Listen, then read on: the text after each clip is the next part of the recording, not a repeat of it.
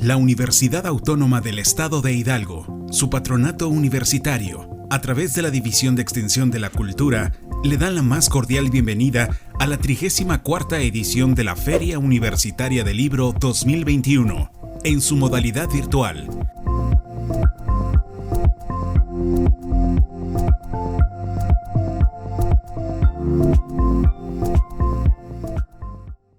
Hola, bienvenidos a la presentación del libro La impronta de los patos sin plumas de Zainid Martí, editado por la Secretaría de Cultura del Estado de Hidalgo. Agradecemos a la Feria Universitaria del Libro, en su emisión número 34, nos brinde este espacio para difundir el trabajo de Zainid Martí, con el cual obtuvo el Premio Estatal de Cuento Ricardo Garibay. Para esto nos acompañan en esta transmisión el escritor Alfonso Valencia y la autora. Antes de darles la palabra, leeré de manera breve una semblanza de cada uno. Zainid Martí nació en la ciudad de Pachuca en 1993. Es licenciada en Psicología por la Universidad La Salle de Pachuca, misma institución en la que se desempeña como docente investigadora en la línea de migración y salud mental. Ha asistido a talleres y diplomados literarios dirigidos por diferentes instituciones como el Instituto Nacional de Bellas Artes, el Centro de las Artes y por escritores como Diego José y Agustín Cadena. Ha publicado sus cuentos en diferentes compilaciones y fue editora de la revista Cultura Metascopios. La impronta de los patos sin plumas es su primer libro y, como lo comenté anteriormente, con esto obtuvo el Premio Estatal de Cuento Ricardo Garibay en 2019. Alfonso Valencia, doctorando en literatura hispanoamericana, maestro en literatura mexicana por la Universidad Veracruzana, autor de los poemarios El libro de las cosas que no sucedieron, con el cual obtuvo el Premio Estatal de Poesía Efrén Rebolledo en 2008, y El grito circular de la gota que muere en la piel del estanque, editado en 2015, ambos por el entonces Consejo Estatal para la Cultura y las Artes.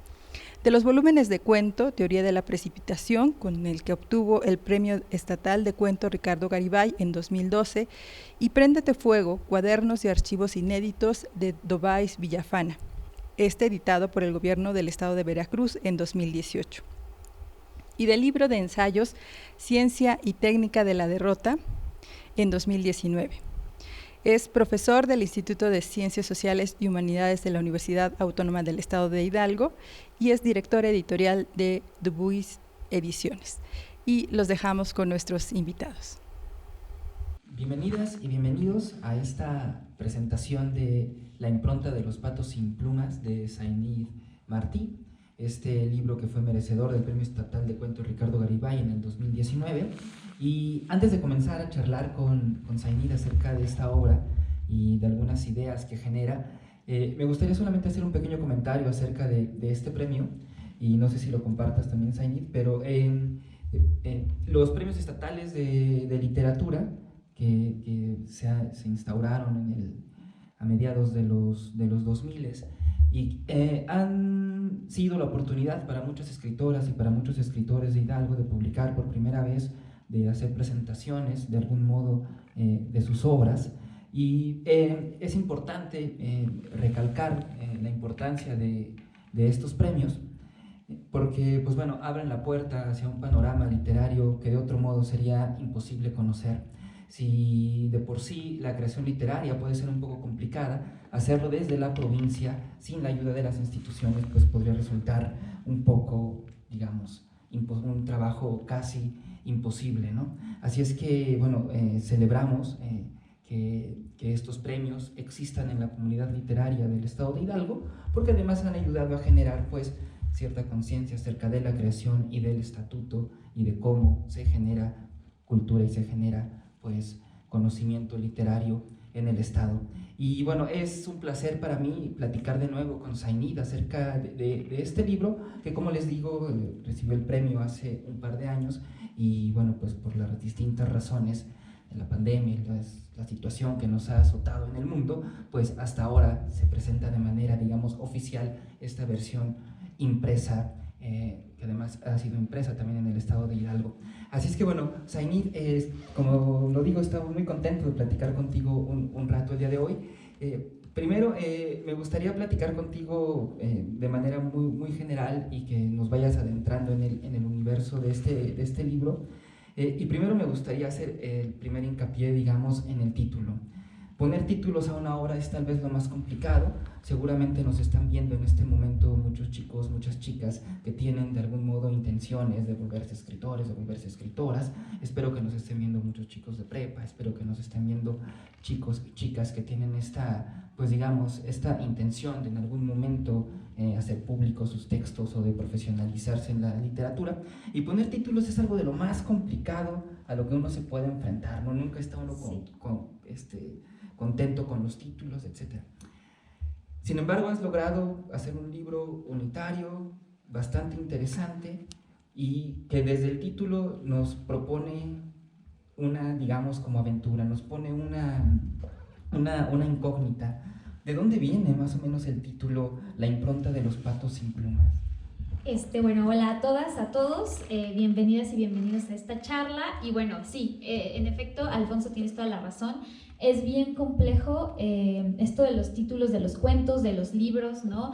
Porque muchas veces pensar en el título tiene que ver con qué tanto le quiero decir al lector sobre la historia, ¿no? Qué tanto también el título puede apoyarme a generar una idea. Y en este caso, La impronta de los patos sin plumas, afortunadamente, lo que hace es ponerle nombre a lo que le da unidad al libro, ¿no?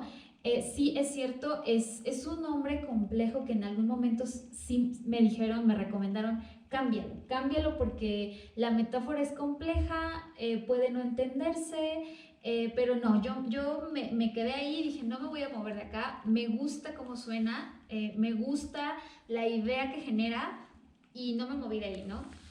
La impronta de los patos sin plumas es lo que habla de la unidad del libro, porque precisamente habla de esta idea de a lo que se improntan o lo que van siguiendo patos sin plumas, que pueden ser precisamente seres vulnerados, ¿no? Porque por la carencia de plumas, pues no pueden volar, no se pueden defender del ambiente, del frío, y precisamente es una manera de decir a qué se improntan o qué siguen los seres vulnerados por X o Y razón, ¿no? Entonces, en todos mis cuentos, pues se maneja esta premisa, ¿no? Porque la infancia también retoma un elemento importantísimo en toda la construcción de la psicología de los personajes. Y bueno, ahora que nos hablas un poco acerca como de esta unidad, pues digo, si quienes tengan la oportunidad de leer este libro, y estoy seguro que después de esta charla habrá muchos y muchas interesadas en leer tu obra, yo noto de algún modo como tres ejes que son los que están tejiendo de algún modo todas las historias, ¿no? De algún modo sí son personajes como vulnerables, son personajes que están en una situación de algún modo límite, pero que están atravesados de algún modo como también por su pasado, ¿no? Son personajes que tienen que de algún modo purgar alguna esencia de su pasado o digamos enfrentarse a algunas cosas de su pasado, aunque no tengan que ver directamente con ellos, ¿no? Es decir, supongo que hay muchos personajes, supongo que hay muchas personas, incluso en la vida real, que bueno, son de algún modo víctimas de un pasado que ni siquiera ellos mismos construyen, ¿no? Entonces, de algún modo, como la memoria y esta como reivindicación, pero también los cuentos de La impronta de los patos sin plumas son verdaderamente sórdidos, ¿no? Es decir, están ambientados en estos lugares en donde suceden cosas, no quiero decir que son terribles, ¿no? Pero que sí, o sea, que hablan de otra naturaleza del ser humano.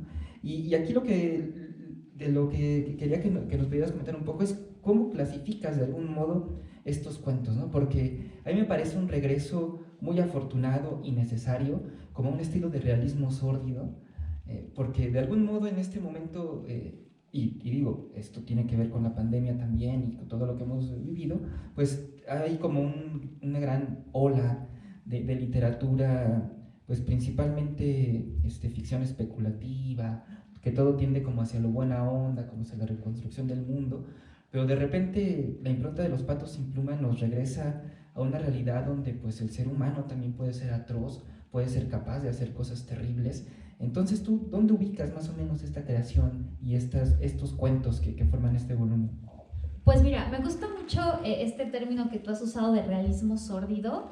Sí creo que todos los cuentos son sórdidos, son crudos, porque precisamente nos revela de qué manera no somos libres, ¿no? Aunque pensemos que somos seres humanos envueltos en un ambiente democrático, en donde el libre albedrío, nosotros podemos decidir, podemos hacer, podemos no hacer, cuando en realidad el pasado precisamente es lo que no nos permite ser libres, ¿no? Y a mí me parece que ese hecho es lo suficientemente violento como para demostrarlo de esa manera en la que lo hago en los cuentos, ¿no? Yo creo que es una verdad hiriente, es una verdad cruda, no somos libres y pues quizás los elementos que manejo en los cuentos, como la violencia, como el cuerpo, los símbolos, todo esto pues lo que pretende también es todavía hacerlo más notorio, ¿no? Realismo sórdido, me gusta ese término, nunca había pensado como en ubicar a mis cuentos en un lugar. ¿Por qué? Pues porque quizás nunca escribo pensándolos así, ¿no? En un subgénero. En algunas ocasiones sí te puedo decir que he leído, por ejemplo, lo que llaman realismo sucio, he leído cuento fantástico, etc., ¿no? Nunca he escrito los cuentos pensando en un subgénero, pero yo creo que realismo sórdido podría describir un poco la idea, ¿no? La idea de esta unidad de los cuentos. Y sobre todo, pues que es un reflejo al final de la naturaleza del ser humano. Claro, y bueno, aquí nada más quiero hacer como un pequeño apunte, en el sentido de que, bueno, cuando hablamos de violencia, también me parece muy afortunado este volumen en el sentido de que venimos de hablar de literatura de la violencia siempre relacionada con el narco, ¿no? Siempre relacionado con la desaparición, con la vulneración de los cuerpos, con un montón de cosas las que no podíamos escapar, pues una generación tal vez como una antes que la tuya, ¿no? Es decir, esta generación que creció en la guerra contra el narco, etcétera. Tampoco, no me refiero a ese tipo de violencia, ¿no? Sino tus cuentos apuntan hacia otras clases de violencia que no se confundan nuestros futuros lectores, sino no son cuentos relacionados con el narco en ese sentido de la literatura de la violencia, sino en realidad son cuentos relacionados con la propia naturaleza violenta del ser humano, ¿no? Lo cual me lleva también como un poco a querer preguntarte en este momento ¿cuándo escribiste estos cuentos, ¿no? Es decir, ¿de dónde surge de algún modo las ideas y las preocupaciones por estos ejes que atraviesan la impronta de Los Patos Sin Plumas? Mira, el libro yo lo empecé a escribir hace como 3 años, no, mentira, sí gané en 19, yo creo que lo empecé a escribir por ahí de 2017, quizás.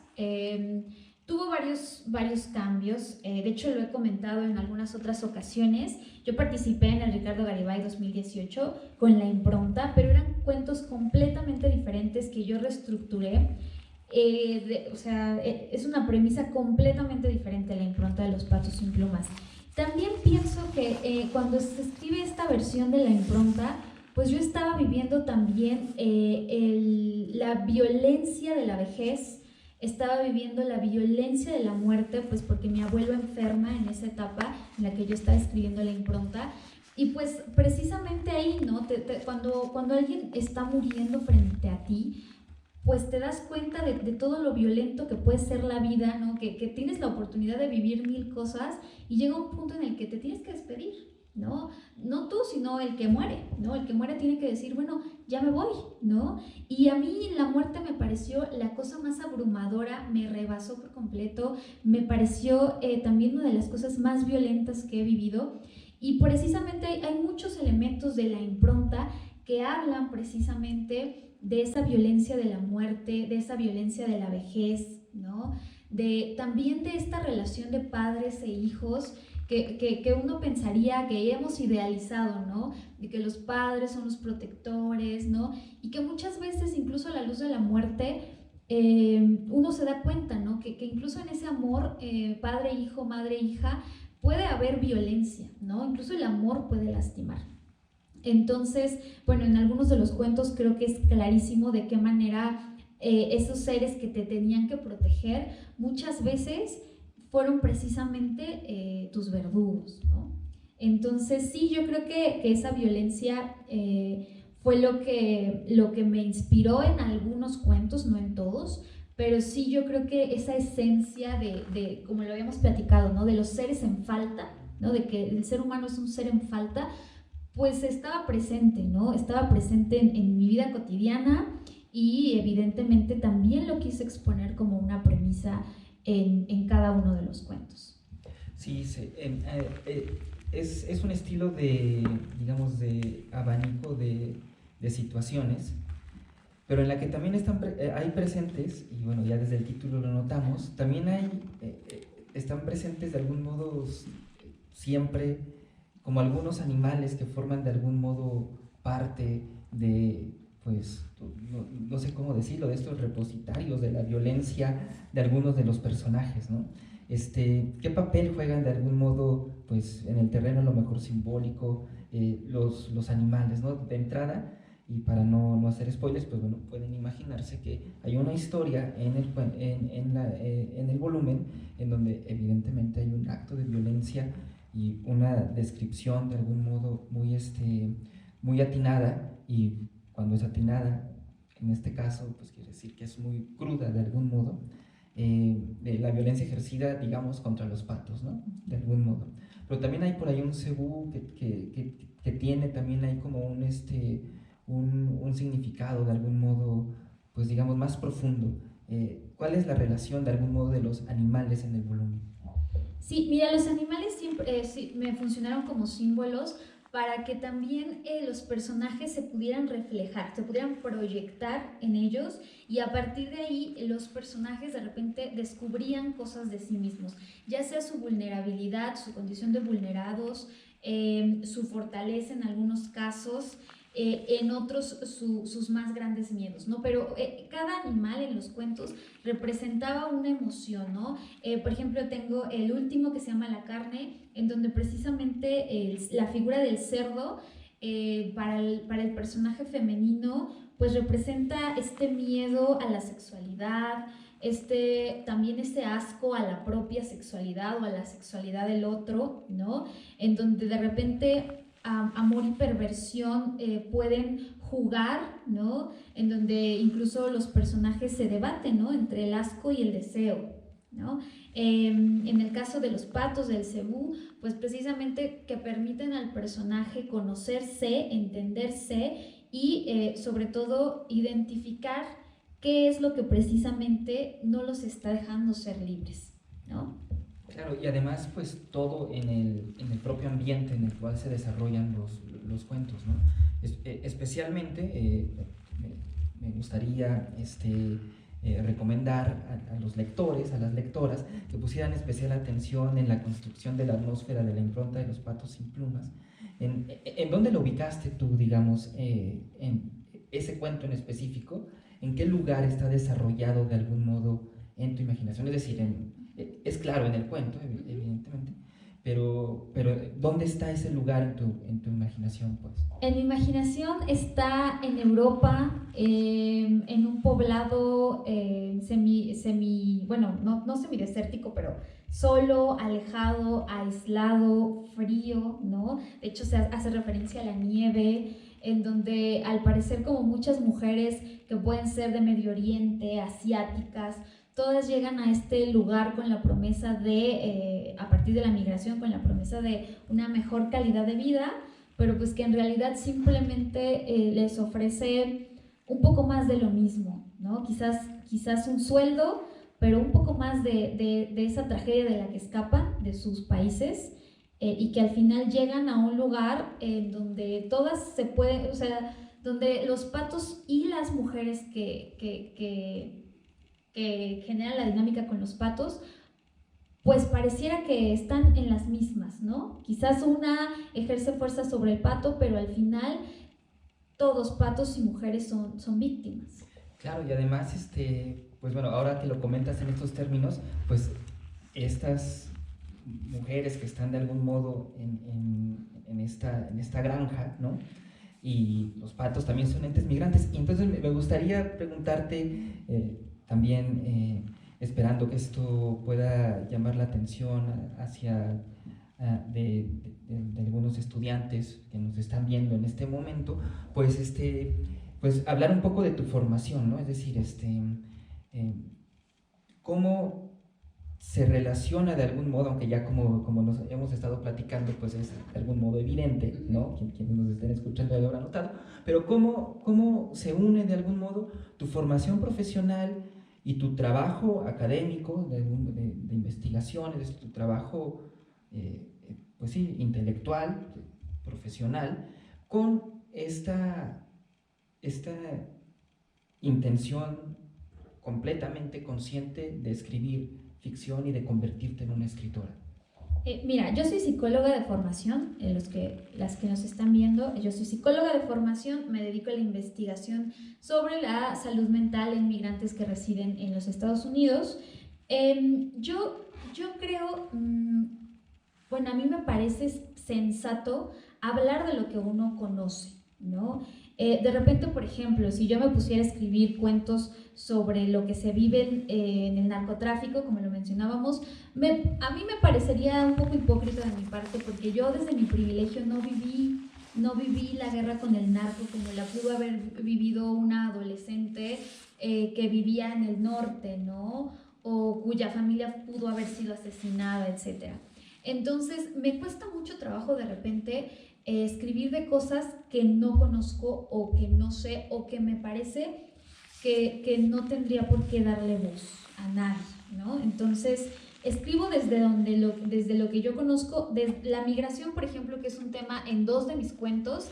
Sí, yo estudio la migración desde lo académico, pero también es algo que yo conozco porque yo fui migrante, ¿no? Fui una niña indocumentada en Estados Unidos. Mi padre ha sido migrante desde que yo tengo 5 años más o menos. Entonces la migración es una realidad que me tocó vivir, ¿no? También desde determinadas posiciones yo no puedo decir que conozco todo el fenómeno migratorio, porque no sería justo. Conozco una parte. Entonces, a partir de estas experiencias, de las anécdotas que yo escuché de amigos de mi padre, de mi propio padre, pues yo pude crear más o menos lo que yo creo que es una dinámica en la migración, ¿no? Entonces, a partir también de lo que yo he estudiado, porque también yo lo estudié porque es un tema que yo viví, bueno, a partir de esto puedo generar algunas ficciones que me sirven quizás para ordenar pensamientos, ordenar ideas.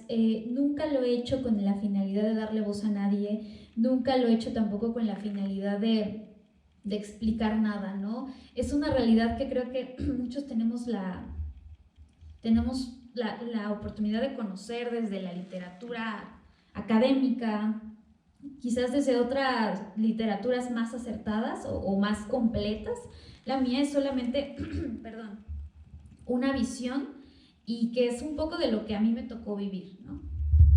Pero a fin de cuentas ahí está el trabajo propiamente de la escritora y el trabajo literario, el trabajo del escritor, el oficio, ¿no?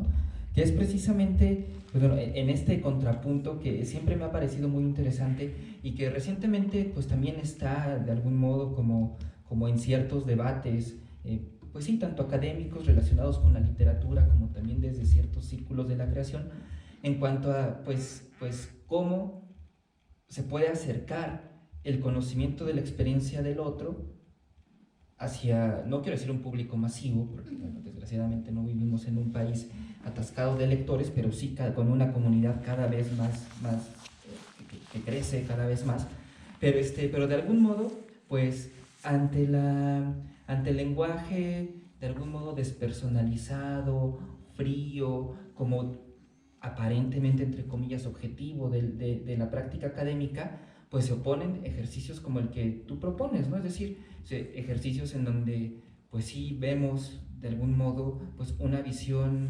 directa, personal, y completamente pasional, no en un sentido peyorativo, sino en donde se vuelcan de algún modo las pasiones y podemos de algún modo palpar, ¿no? Estos espacios de violencia, podemos palpar estos espacios como un poco más grises, ¿no? Que de algún modo, pues, y que tienen repercusión en quien lo está leyendo, ¿no? Entonces, de algún modo, siempre me ha parecido interesante el ejercicio literario de personas, de escritoras, de escritores como tú, que tienen de algún modo este bagaje académico y que generan mucho conocimiento en ese sentido, pero que también, pues, ofrecen otra visión de algún modo de esos mismos fenómenos, pero orientados y filtrados por la propia creación literaria. Claro, y a mí me parece que precisamente la creación literaria lo que permite es jugar, o sea, jugar con esas experiencias, jugar con las emociones, no porque La impronta de los patos sea un libro autobiográfico o semi-autobiográfico, porque no es así. Sin embargo, pues yo creo que todos los que escribimos hay algo que nos interesa más que otra cosa, hay temas que nos gustan más, o hay cosas, aunque quizás muchas no coincidan, hay cosas que inspiran, hay temas que inspiran y temas que no, ¿no? Entonces, en este caso, pues también al ser mi primer libro, pues lo que me inspiró fueron precisamente mis premisas sobre el mundo, ¿no? Mis premisas sobre también la psicología o el psiquismo del ser humano, ¿no? Lo hablábamos en otra ocasión, ¿no? De esta idea del ser en falta, de la violencia de la no libertad, ¿no? De incluso algunas premisas psicoanalíticas. Eso es lo que a mí me interesaba, ¿no? Quizás en otros libros, en otros cuentos que yo escriba, ya no quiera jugar con esta idea de mi experiencia con mis conocimientos, ¿no? Sino explorar la literatura, pero desde otros puntos, ¿no? Quizás ya un poco más enfocado en jugar con la idea de los subgéneros, jugar más con el lenguaje, etc. Es tu primer libro, ¿no? Eso implica una decisión absolutamente consciente de en qué momento uno decide convertirse en escritora o decide convertirse en escritor. Yo creo que el ejercicio literario es un ejercicio absolutamente consciente y que tiene que ver directamente con una decisión que impacta de algún modo pues toda nuestra vida, ¿no? En este sentido, ¿tú en qué momento decides convertirte en escritora? Y bueno, lo que acabas de decir es muy interesante, ¿no? Porque es tu primer libro y ya estás pensando, no digamos en escribir más, ¿no? Porque eso es obvio hasta cierto punto, pero estás pensando en no encasillarte de algún modo, a lo mejor en ciertas fórmulas que sabes que te han funcionado en este libro y que son muy efectivas y que, bueno, dices de la experimentación del lenguaje, pero bueno, el lenguaje que muestras aquí, pues digo, es también, hay juegos muy interesantes que propones acá estéticamente y formalmente, pero bueno, hablas de eso, ¿no? Es decir, hablas de una visión ya de escritora y me parece muy afortunado y me parece algo también una decisión muy madura respecto al propio oficio de escritura, decir, ok, tal vez en algún momento esto me ha funcionado ahorita, pero me gustaría hacer otras cosas, ¿no? Irme por otros derroteros, buscar otros caminos, otros géneros, etc. En este sentido, pues, ¿en qué momento decides o cómo es este proceso de convertirte en escritora? ¿Y cómo te ves de algún modo escribiendo en los próximos años? ¿O en qué aspectos te ves experimentando con tu propia literatura en los próximos años? Mira, yo decidí ser escritora cuando gané el Garibay 2019. Antes del Garibay, yo escribía en algunas revistas, leí algunos textos en los spoken words de la ciudad, pero nunca con la idea de soy escritora, ¿no? Siempre con la idea de me gusta escribir, ¿no? Incluso con la idea de que era un hobby, ¿no? Cuando yo escribo La impronta de los patos sin plumas, lo escribo en el transcurso de un aprendizaje, ¿no? O sea, mi idea es, estoy aprendiendo a escribir cuento y la manera de medirme si lo estoy logrando o no, a mí me pareció, a ver, vamos a entrar a un concurso, ¿no? ¿Por qué? Pues porque mis amigos, mi familia, mis amigas, la gente que me quiere, si yo le muestro algo, evidentemente me va a decir que soy la mejor escritora del mundo, ¿no? Entonces de repente yo necesitaba un parámetro externo que me dijera, pues lo estás haciendo mejor, ¿no? Que antes, ¿no? Que en el diario, o las notitas atrás, o el tweet, ¿no? Entonces yo quería ir más allá. Cuando gano el Ricardo Garibay en 2019 es cuando ya empiezo a plantearme la idea de, a ver, si me voy a dedicar a esto, necesito también una formación teórica, también seguir con la formación técnica, que yo ya llevaba años estudiando creación literaria. Y bueno, ahora que ya está publicado mi primer libro, trato de no verlo como un tengo que, ¿no? Desde que empecé a escribirlo, lo empecé a disfrutar, y hasta la fecha yo escribo un cuento porque quiero, y cuando no tengo ganas y cuando no tengo ideas, digo, ya está, no, hoy no, o mañana tampoco, ¿no? Trato de disfrutar, de aprender y de hacerlo porque es algo que me interesa, pero me interesa hacerlo bien, ¿no? Entonces, no estoy tampoco publicando en todas partes, ahorita como que prefiero tener un proyecto, escribirlo y meterlo a concursos, porque también siento que lo que escribes se debe de publicar, ¿no? O sea, porque si se queda en la computadora y no hay un lector, pues entonces no eres escritor, no eres escritora, ¿no? Entonces, para mí trato de disfrutar el proceso creativo, trato de disfrutar esta construcción de mundos, de ficciones, a partir de lo que en ese momento me llame la atención, ¿no? El lenguaje, la técnica, el subgénero, ¿no? Ahora, por ejemplo, estoy leyendo terror, estoy leyendo ciencia ficción, es algo a lo que yo no me había acercado y que ahora tengo muchas ganas también de explorar, ¿no? Está de lujo que te estés dando de algún modo tu tiempo, ¿no? Porque igual vivimos en un momento en el que tal parece que nos exigen velocidad absolutamente para todo, ¿no? Yo creo que por eso ha chocado un poco el asunto como de la pandemia, digo, toda la atrocidad que nos pudo haber traído, pero de algún modo también nos ha desbalanceado en el sentido de que ha ralentizado el estilo que traíamos, ¿no? Y de algún modo, pues sí, o sea, vivimos en una época en la que si no eres exitoso joven ya no vale la pena intentarlo, si no estás publicando, si no estás en el ajo, si no estás en la presencia, cueste lo que cueste, tal parece que no existes. Entonces, me parece muy interesante que comentes este proceso en el cual te das tu tiempo, buscas a lo mejor no publicar por publicar, sino concentrarte en proyectos específicos, en un proceso que a lo mejor lleva más tiempo que la publicación inmediata en revistas, en blogs, digo, porque si se quiere publicar, siempre va a haber un lugar donde se puede publicar y encontrar un lector. Y esto me parece importante que lo menciones en este momento porque, repito, seguramente hay muchas personas, hay muchos estudiantes, hay personas viéndonos en este momento que sienten de algún modo esa presión, ¿no? A lo mejor por el mismo ambiente, a lo mejor por la comparación con otros escritores, con otras escritoras, y de repente se me hace muy sabio en el sentido creativo decir, este es mi tiempo, este es mi proceso. Claro. De este proceso creativo, ¿qué es en lo que mayor pones atención, mayormente? O qué consejo le podrías dar a alguien que está iniciando también a escribir como tú hace un par de años?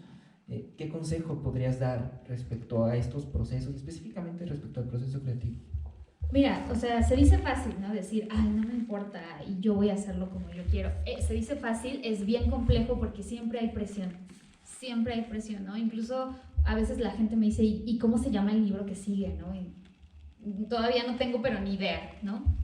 Entonces, sí es de repente la presión de tener que seguir produciendo, y muchas veces yo me he descubierto escribiendo cuentos solamente por escribir, ¿no? O por cumplir una cuota o porque me invitaron a tal cosa. Entonces ahí es cuando yo dejo de disfrutar, ¿no? Yo creo que cuando a uno le gusta escribir, pues sí, o sea, se vale disfrutarlo, pero también es necesario entender que se debe de trabajar de manera disciplinada, no es como hacer el cafecito y poner jazz y mientras escribes cuando está lloviendo, o sea, no es eso, ¿no? Es formarte, es estudiar teoría, es leer, incluso cosas que quizás podrían no gustarte, pero que es necesario leer. Yo creo que a mí lo que más me ha costado para mi creación es precisamente leer, pero con visión de escritora, ¿no? Porque antes leer como lectora era como muy placentero, ¿no? Pero ahora leer como escritora, mirar cómo se usa el narrador, mirar los juegos de lenguaje, cómo se usa lo ambiguo, lo no ambiguo, o sea, es cansado leer así, ¿no? Pero creo que también es necesario. Y yo creo que, bueno, para quienes quieran escribir, yo creo que se necesita disciplina, se necesita atención a la teoría, no todo puede ser inspiración, de acuerdo con lo que yo he aprendido, no puede ser todo inspiración, necesitamos como un background que nos permita también ver qué hay en la literatura, pues también para enriquecer lo que nosotros escribimos o simplemente para conocer cómo no me gustaría escribir, ¿no?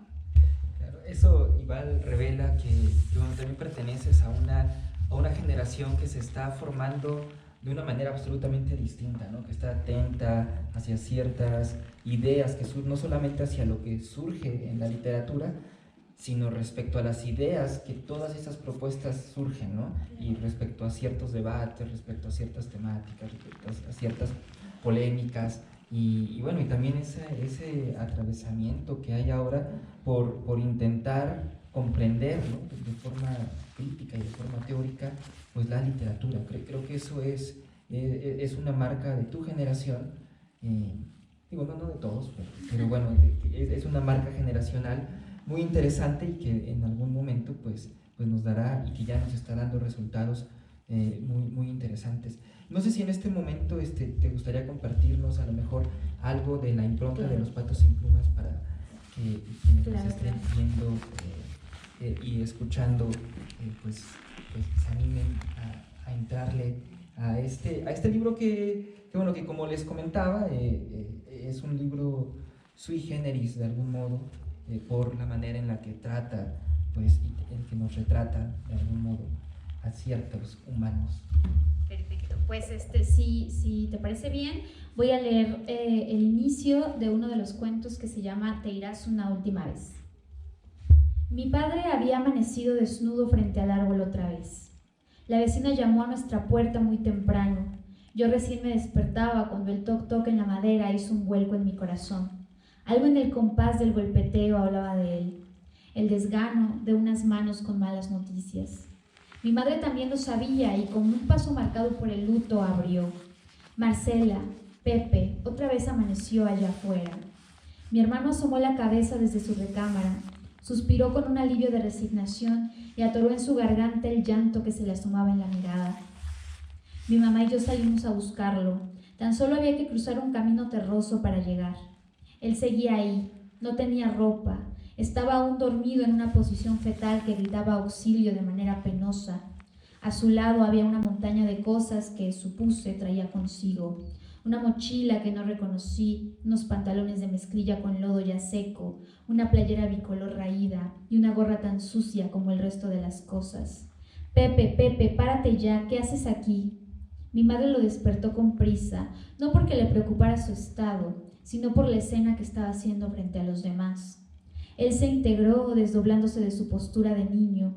Cuando lo hizo, no entendía lo que pasaba. Desnudo, acomodó para siempre en mi mente la imagen de su cuerpo cubierto de moretones, con los genitales colgando como los de los animales del corral, porque era eso, un animal que pedía con la mirada un último tiro en la cabeza. Bueno, ese es un pequeño fragmento de uno de los cuentos que componen la impronta de los Patos sin Plumas. Pues muy bien, Zainid, creo que es momento de ir cerrando esta charla. No sé si te gustaría agregar algo más. A mí solamente me queda pues invitarlas e invitarlos a que se acerquen a la literatura de Zainid, a que estén atentos a lo que venga también en el futuro, porque todo indica que te espera un futuro brillante y prometedor en este camino de las letras, pero que también pues se acerquen pues en general a la literatura hidalguense que se está escribiendo en este momento por chicos y por chicas pues que están no quiero decir experimentando en el sentido vago de la palabra, pero que están sí tratando formas nuevas de expresar pues las situaciones que nos han tocado vivir y que están regresando de algún modo también a otras esencias propias de la literatura. Así es que, pues bueno, Zainid, no sé si te gustaría agregar algo más. Pues muchas gracias, Alfonso, por esta charla. Invitarlos también a leer La impronta de los patos sin plumas. Lo pueden encontrar el ejemplar en la Cafebrería El Andén y en Librería Mestiza, por si quieren ir por su ejemplar. Y bueno, creo que eso es todo. Bueno, también lo pueden encontrar en la librería Margarita Michelena y en distintos espacios de la Secretaría de Cultura del Estado de Hidalgo. Pues muchísimas gracias de nuevo a la Universidad Autónoma del Estado de Hidalgo, a esta Feria Universitaria del Libro y a la Secretaría de Cultura del Estado de Hidalgo por hacer posible esta charla alrededor de esta obra, La impronta de los patos sin plumas, Premio Estatal de Cuento Ricardo Garibay 2019. Muchísimas gracias. Muchas gracias.